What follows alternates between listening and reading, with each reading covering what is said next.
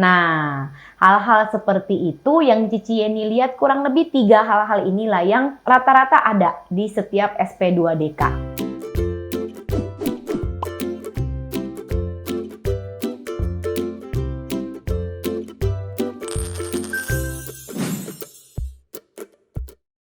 Hai Tax Lovers, masih kembali bersama Cici Yeni. Video kali ini Cici Yeni akan membahas sesuatu yang lagi hot-hotnya nih. Cici Yeni yakin banget sekarang lagi banyak Tax Lovers yang dapat surat cinta dari kantor pajak.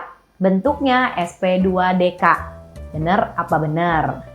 Nah, Cici Yeni kembali bikin video tentang SP2DK ini karena sekarang ini lagi banyak banget, terutama meminta konfirmasi untuk tahun pajak 2018.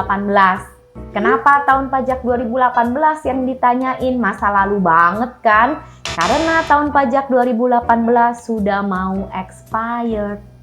Jadi itu dulu yang sekarang lagi dikejar sama orang pajak. Rata-rata kalau Cici Yeni amati itu ada beberapa poin memang yang lumayan rutin untuk ditanyakan. 1. Rekonsiliasi antara pembelian di laporan SPT tahunan dengan pelaporan di SPM PPN. Terus yang kedua yang lumayan rutin juga yaitu selisih antara biaya gaji dan tunjangan dengan SPM PPh 21. Kebanyakan selisihnya itu karena selisih biaya jam sostek secara keseluruhan atau kita ngomong biaya BPJS secara keseluruhan dengan biaya BPJS yang merupakan objek pajak.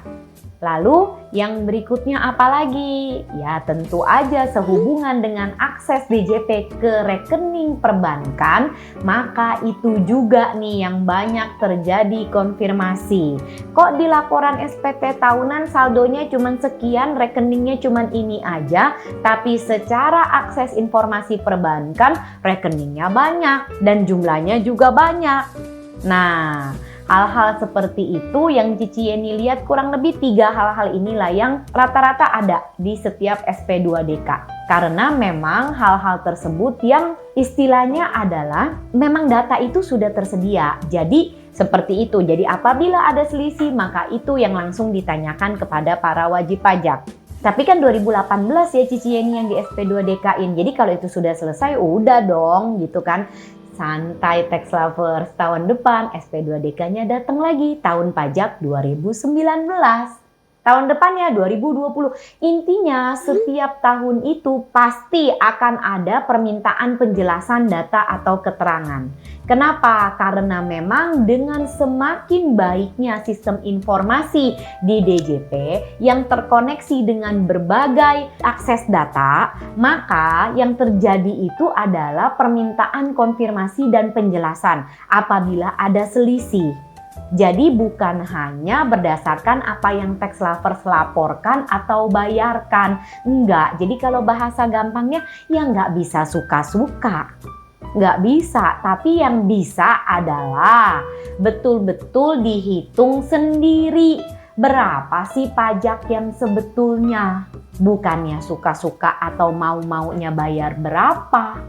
Yang paling betul-betul krusial tentunya data perbankan karena itu udah nggak bisa Tax Lover mau membuktikan apa gitu kalau memang DJP sudah punya akses dan bahkan bisa memberikan secara rinci bahkan nomor rekeningnya. Nah itu aja.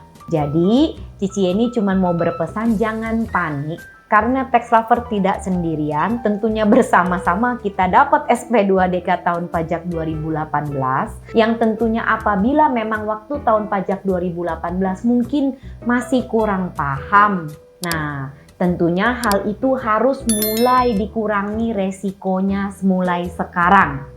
Mulai lebih paham, mulai lebih peduli. Jadi yang pasti resiko kedepannya akan semakin kecil. Karena tentunya kita harus selalu mau belajar kan. Intinya di sana. Nah, untuk SP2DK umumnya kan diberikan waktu 14 hari untuk dijawab. Tapi Cici Eni kasih tips di sini, intinya adalah komunikasilah yang efektif dengan AR-nya. Kalau memang sekiranya 14 hari itu waktunya tidak cukup untuk menjawab semua pertanyaan AR, ya tentunya dikomunikasikan. Dan yang sudah bisa dijawab, tolong dijawab dulu. Jadi secara bertahap supaya menunjukkan bahwa dari Tax Lovers itu juga ada usaha dan itikat baik untuk merespon SP2DK tersebut.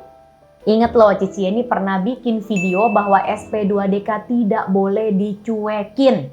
Karena apa? Nonton video Cici Eni yang sebelumnya. Tadi Cici Eni udah bilang ya, tahun ini 2018, tahun depan akan dapat konfirmasi 2019. Artinya apa? Kalau tahun ini dapat 2018 dan sudah tahu bagaimana hal-hal apa saja yang dipertanyakan, ya sekiranya 2019 juga kertas kerjanya mulai disiapkan. Jadi supaya pada saat SP2DK-nya nanti datang, itu memang sudah siap. Kalaupun tidak datang, tidak ada ruginya. Karena datanya Tax Lovers lengkap dan rapi. Nah, untuk informasi-informasi perpajakan yang sekiranya update, yang sekiranya betul-betul relate dengan para Tax Lovers bisa kunjungi feed Instagramnya @cicieniofficial karena di sana Senin sampai Jumat Cici Eni memberikan feed Instagram tentang hal-hal yang Cici Eni anggap itu bermanfaat untuk Tax Lovers ketahui. Itu aja tips dari Cici Eni. Pastinya satu hal, kita belajar supaya resiko di masa mendatang itu menjadi lebih kecil. So, thank you for watching. Thank you for subscribe. Seeing you all my Tax Lovers on my next video. Bye-bye.